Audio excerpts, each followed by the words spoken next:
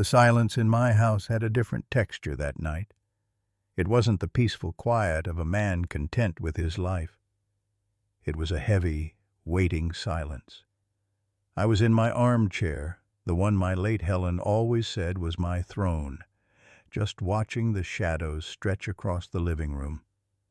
My son and his family were hours away at some concert, and the emptiness of the place was starting to press in.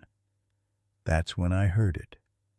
Not a loud crash, but the subtle, sickening crunch of glass being carefully broken and pushed out of its frame. It came from the side door, the one leading into the kitchen. My heart didn't leap into my throat like you see in the movies. No, it did something worse. It just sank, a cold, hard stone dropping into my gut. I was frozen for a second, listening to the soft scuff of shoes on my tile floor. There was more than one. I could hear their whispered voices, low and urgent. They were in my home, in the place where I'd raised my kids, where I'd built a life, and they were moving through it like they owned it. My mind raced, a frantic slideshow of every news report, every story you hear about home invasions.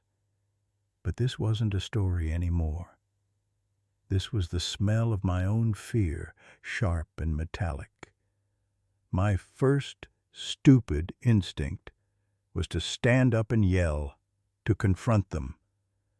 But my body, this old body that's been through a war and a lifetime of hard work, knew better.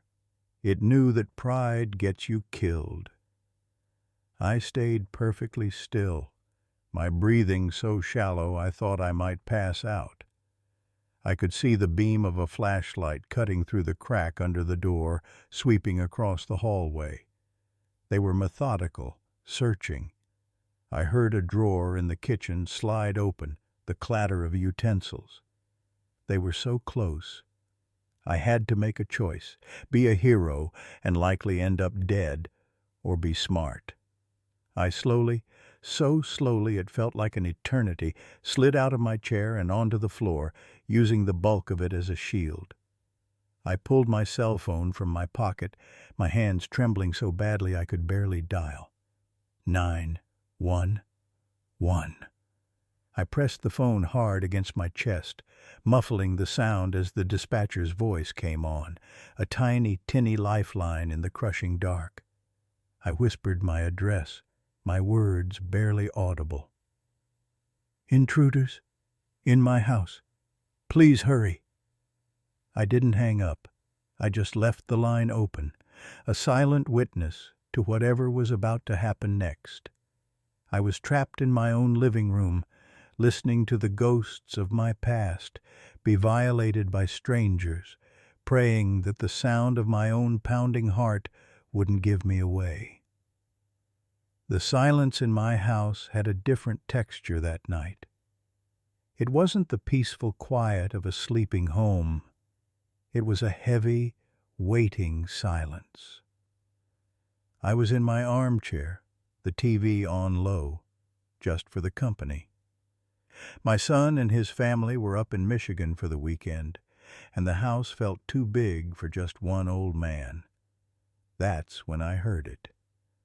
Not a loud crash, but the subtle, sickening sound of a window sliding up in the kitchen. A sound it never makes on its own. My heart didn't just pound. It felt like it seized up in my chest, a cold fist clenching tight. Every story I'd ever heard, every news report about home invasions flashed through my mind. I was alone, utterly, terrifyingly alone. I could hear them moving now, 2 sets of footsteps, whispering in harsh, low tones. They were between me and the front door, between me and the phone I'd left charging on the kitchen counter. My eyes darted to the hallway that led to the bedrooms, to my grandchildren's rooms.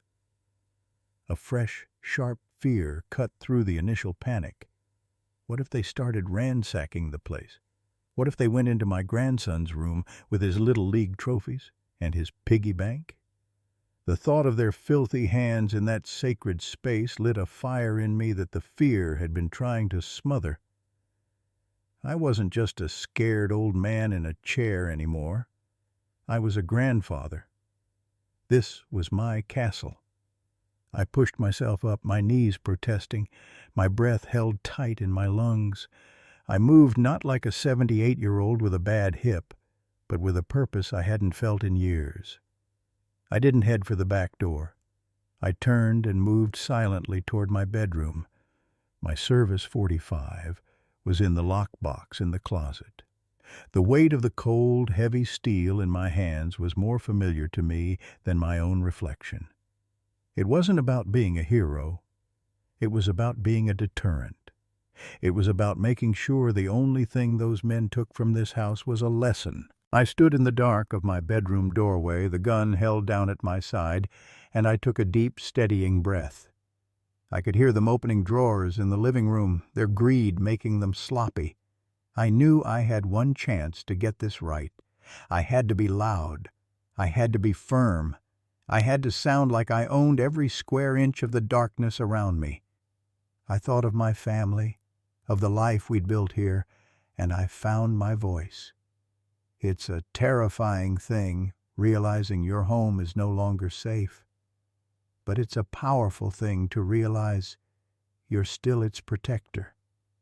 The silence in the house was the first thing that felt wrong. It wasn't the peaceful quiet of a retired man enjoying his evening. It was a heavy, waiting silence, the kind that makes the hair on your arms stand up. I was in my recliner, the TV on low for background noise, when I heard it. A soft, scraping sound from the back porch. Not the raccoons again, I thought. They're after the garbage cans. But this was different, more deliberate. I muted the TV, and my whole world narrowed to that sound. A faint click. The back door was being unlocked. My heart hammered against my ribs, a frantic drumbeat of pure fear. I wasn't a young man anymore. My reflexes were slower, my bones more brittle. But my mind, that was still sharp. I knew I couldn't face them head on. I was outnumbered and outgunned. I had to be smarter. My eyes darted around the living room, the heavy brass poker by the fireplace, useless against more than one person. My phone was charging on the kitchen counter, the exact direction the sounds were coming from. I was cut off. Think, old man, think. My army training from 50 years ago surfaced through the panic. Use the environment. Create confusion. I remembered the old, hardwired fire alarm system, the one with the pull station in the hallway. It was loud enough to wake the entire neighborhood. That was my ticket. I slowly, silently, pushed myself out of the recliner, my joints screaming in protest. Every creak of the floorboard sounded like a gunshot in the dead quiet. I could hear them now, two distinct voices whispering harshly as they fanned out through my kitchen. "Check the living room," one hissed. That was my cue. I dropped to the floor and army crawled, my heart pounding in my ears. The coarse weave of the carpet scraped against my elbows, but I didn't care. The hallway pull station was just 10 feet away. It felt like a mile. I could see their shadows stretching across the floor from the kitchen light. They were close, so close. I reached up, my fingers fumbling for the small red lever. This was it. Either this worked, or I was a dead man. I took one last shaky breath and yanked it down.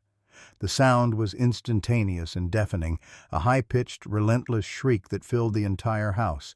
The shadows in the kitchen froze, then scrambled. "What the hell is that?" one of them yelled. "Let's go, go!" I heard the back door slam open as they fled into the night.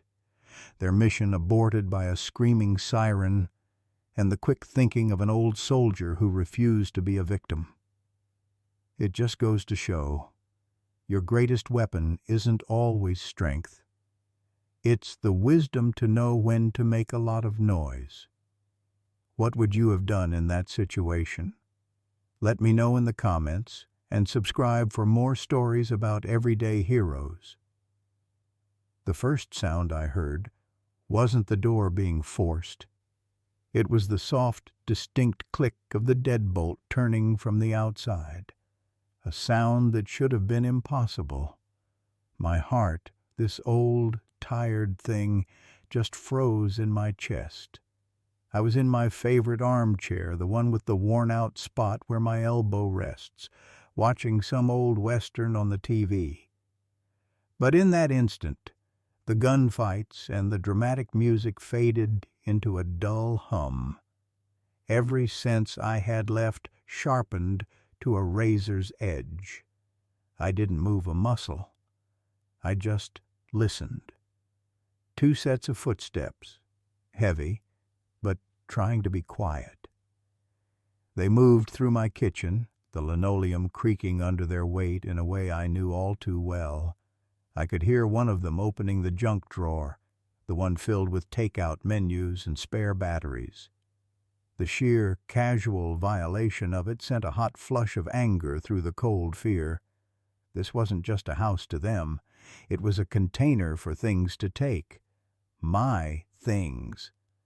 The little ceramic owl my granddaughter made me in art class was sitting right on that counter. I could picture one of them knocking it to the floor, not even noticing it shatter. And that's when the training, buried under 50 years of civilian life, surfaced like a ghost.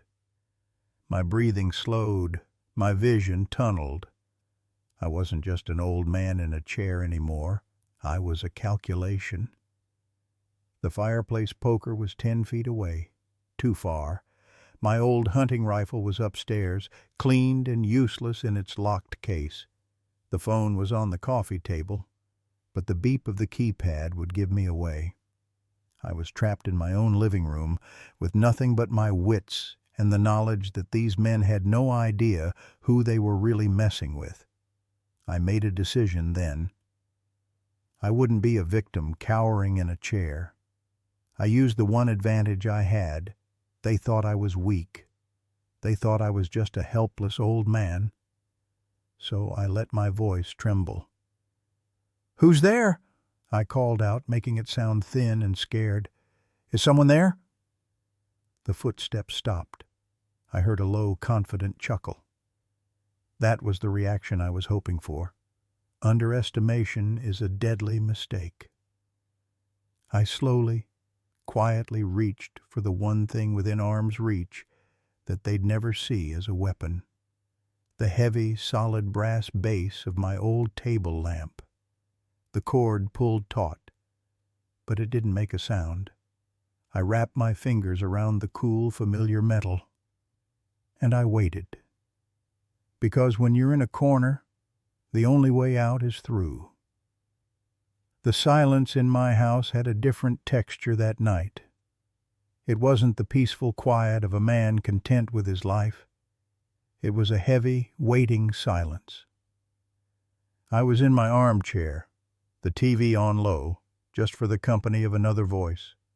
My son always tells me to get one of those fancy security systems, but at 78 you get set in your ways. You trust the familiar creaks and groans of the old place.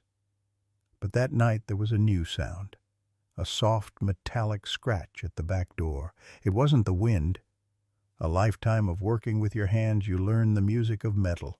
That was a pick, working a lock. My heart didn't race. It just got hard and cold in my chest. A lump of ice. I stayed perfectly still, listening. The click was so faint I almost missed it. The door swung inward on well-oiled hinges, a point of pride for me now, a gateway for them. 2 shadows slipped into my kitchen. I could see their outlines against the pale light from the street lamp outside. Young, lean, moving with a quick, nervous energy. Amateurs. Professionals are quieter. They thought the house was empty. They thought they were hitting an easy score, but they didn't account for the old man in the next room. They didn't know that this quiet house was my territory. Every floorboard that squeaked under their weight was a note in a song I knew by heart. I slowly, so slowly, reached down beside my chair. My fingers closed around the cool, familiar wood of my Louisville Slugger. It wasn't just for show. I played college ball a lifetime ago, and some things, they never leave you. The weight felt good in my hands, solid, real. I could hear them whispering now, rifling through the drawer where my wife, God rest her soul, used to keep the good silver. The anger started then, a slow burn pushing back the cold fear. This wasn't just a robbery. This was a violation. They were touching our things, our memories. I took a slow, silent breath and stood up. The floor didn't make a sound. I'd fixed that loose board last summer. I stepped into the doorway of the living room, the bat resting on my shoulder. "Looking for something, boys?" I said, my voice steady, much steadier than I felt inside. The look on their faces, it was almost worth the terror. Pure, unadulterated shock. They froze, a couple of deer caught in my porch light. The one holding my wife's silver gravy boat actually dropped it. It hit the linoleum with a dull thud. In that frozen second, I saw them for what they were. Just kids. Scared kids who'd made a terrible, terrible mistake. And they were about to learn that the easiest-looking targets are sometimes the hardest ones to hit. The first sound I heard was the splinter of wood. Not a loud crash, but a sharp, deliberate crack from the front door. My heart, which had been beating a slow, steady rhythm for 82 years, suddenly kicked into a gallop. I was in my armchair, the one with the worn-out cushion that's molded to my shape. The TV was on low, some old western, but my ears were now tuned to a different channel entirely. The house was dark, save for the blue flicker from the screen. I didn't move. I just listened.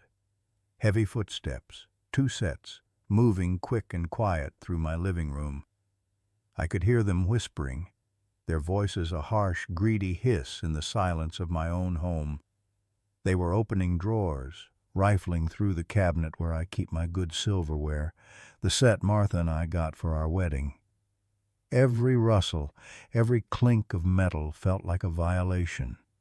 This wasn't just a robbery. This was a desecration. My breath hitched in my chest, a dry, painful catch.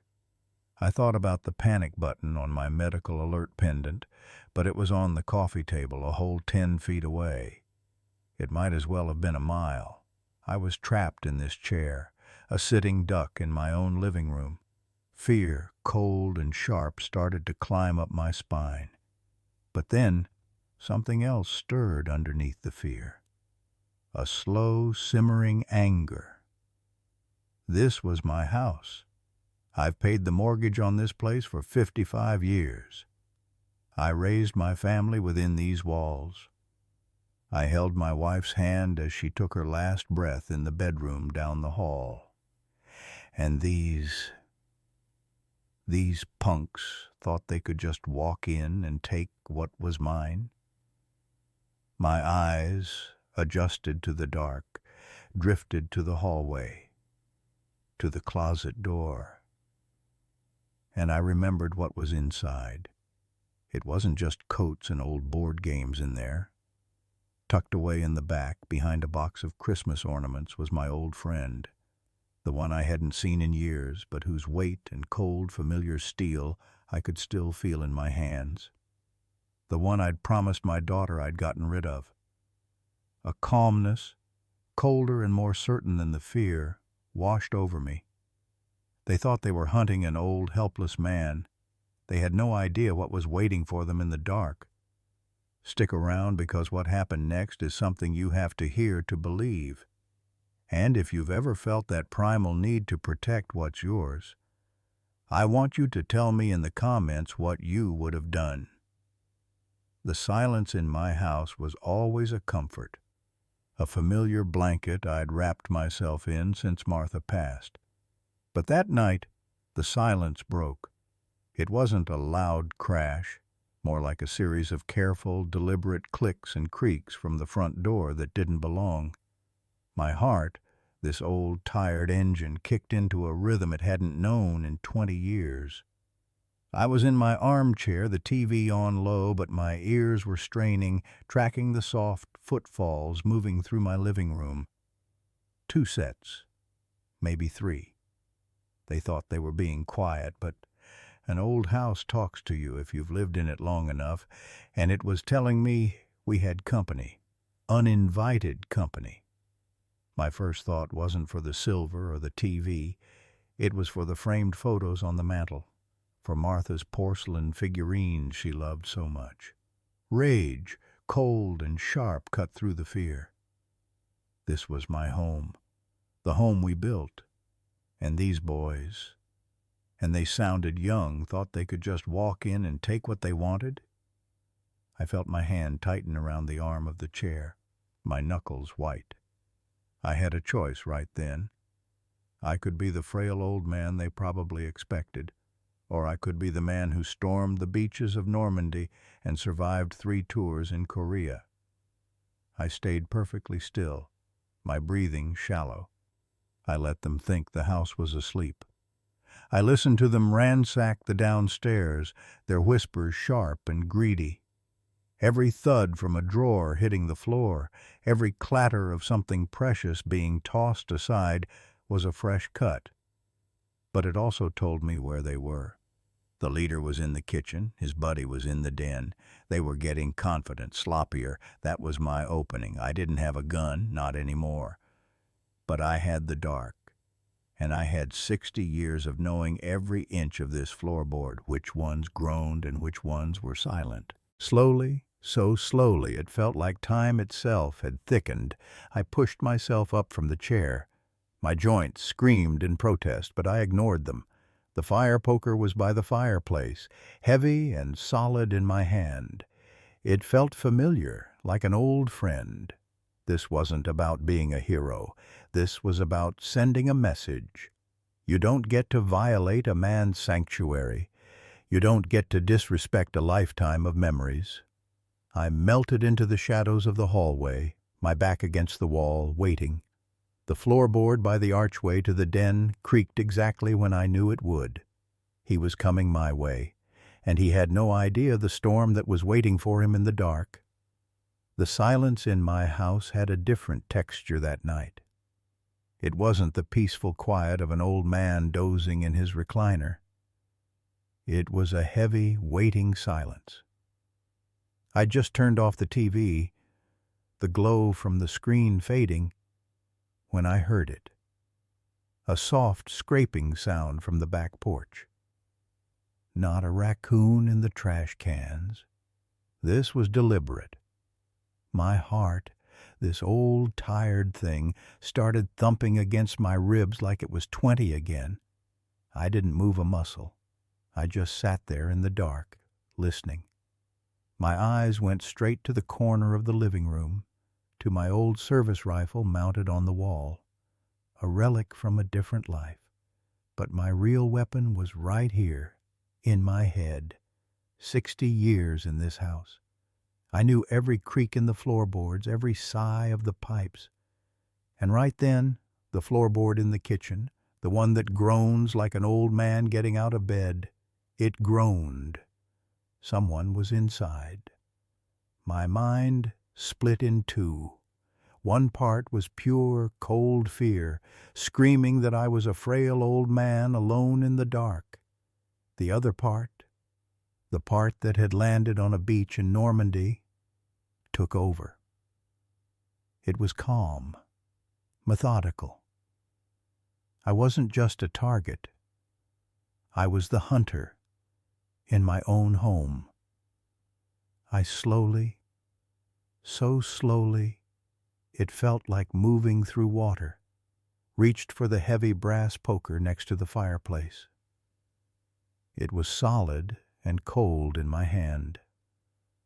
A familiar weight. I could hear them now, two distinct sets of footsteps, whispering to each other. They thought they were predators.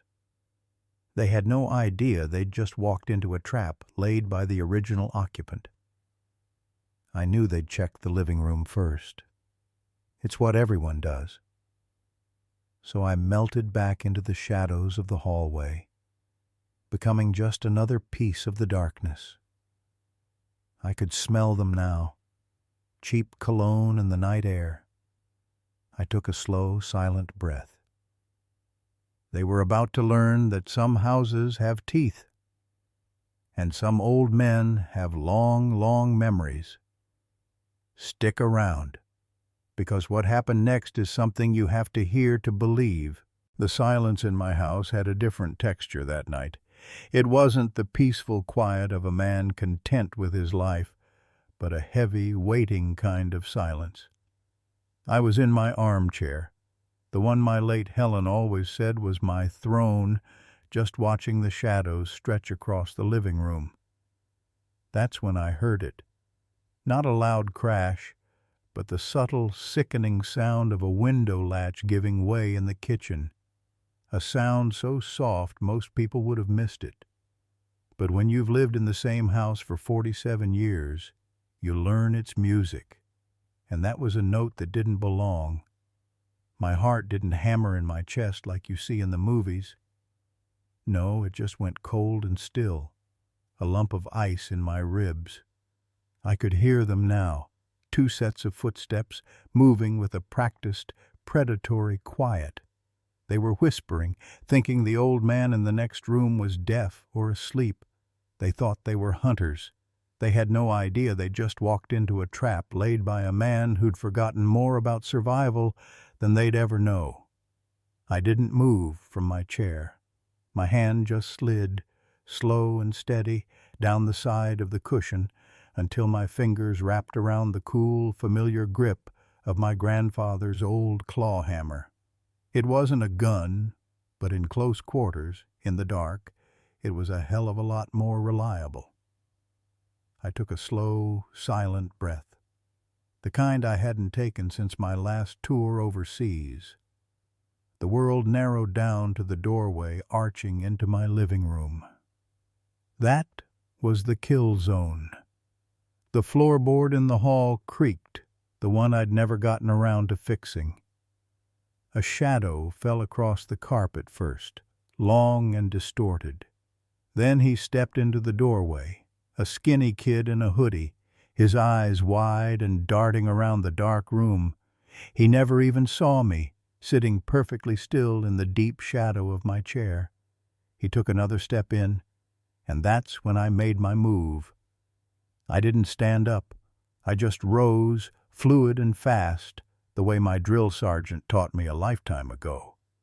The kid's eyes snapped to me, wide with shock, and I saw the glint of a crowbar in his hand.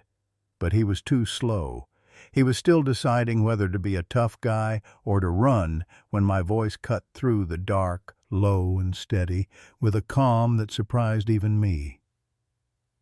"You picked the wrong house, son." And in that moment, I wasn't just a grandpa in a robe. I was the gatekeeper. The first sound I heard wasn't the door being forced. It was the soft, distinct click of the deadbolt turning in my front door, a sound I'd heard 10,000 times, but never at 2:17 in the morning. My eyes snapped open in the dark of my bedroom. My heart, this old, tired thing, suddenly started hammering against my ribs like it was trying to get out. I lay perfectly still, listening so hard I could hear the blood rushing in my own ears. Then came the footsteps. Not one set, but two. Heavy, deliberate, moving through my living room with a chilling confidence. This wasn't some kid looking for quick cash. This was a planned invasion. My mind went to the top drawer of my nightstand, not for the old revolver I kept there. That was my second thought. My first thought, my absolute first, was for the framed photo of me and my grandson, Michael, taken on his graduation day just last spring. That's what I wanted to protect. But I couldn't. I was trapped. 74 years old, alone in a house at the end of a quiet cul-de-sac. The classic target. I could hear them opening drawers in the kitchen, the soft clatter of silverware being rifled through. My wife's good silver. She'd be furious. The absurdity of that thought almost made me laugh, a hysterical bubble of fear rising in my throat. Then the footsteps started down the hall, towards my room. Every instinct screamed at me to play dead, to pull the covers over my head and pray they'd just take the TV and leave. But another part of me, the part that survived 2 tours in Vietnam and 40 years working a factory line, woke up. It was a cold, sharp anger. This was my home.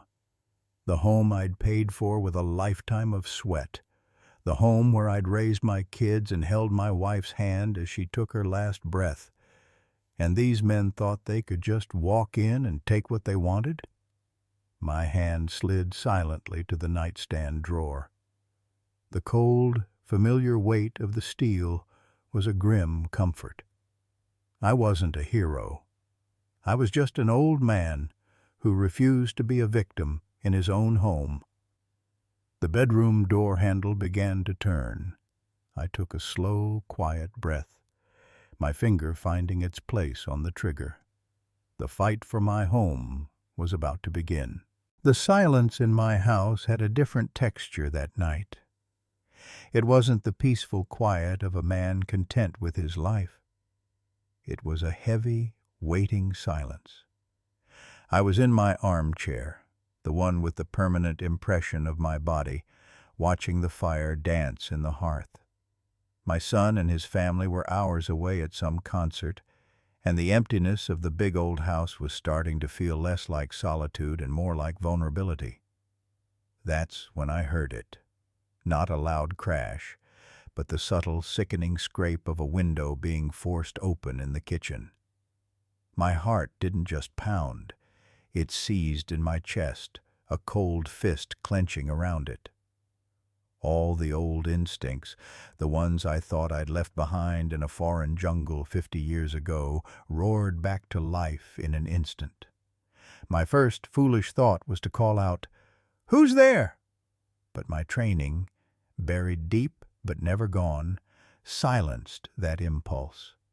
A challenge would only tell them exactly where I was. I was an old man, alone. My strength wasn't in my brittle bones or my tired heart. It was in my mind. I stayed perfectly still, listening. 2 sets of footsteps, heavy, confident. They weren't trying to be quiet anymore. They thought the house was empty. They thought they had all the time in the world. I pushed myself out of the chair, my joints screaming in protest, but I moved with a purpose I hadn't felt in decades. I didn't head for the front door. That's what they'd expect. A panicked old man running for the exit. No. I moved deeper into the house, into the shadows of the hallway. My sanctuary wasn't an escape, it was the terrain itself. I knew every creak in this floorboard, every shadow in this corridor. They were in my world now. I could hear them rummaging through the living room, their low voices greedy and dismissive. They were talking about the TV, the silverware. They had no idea the real value in this house was the man they had written off as harmless. The fear was still there, a cold wire in my gut, but it was being forged into something else now, something sharp and focused. It was no longer about being a victim in my own home. It was about becoming the hunter in his own domain.